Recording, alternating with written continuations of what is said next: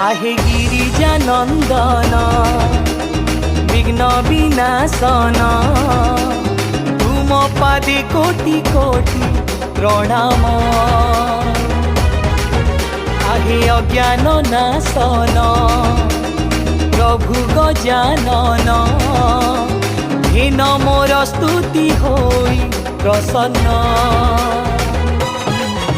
ओम गणेशाय नमः।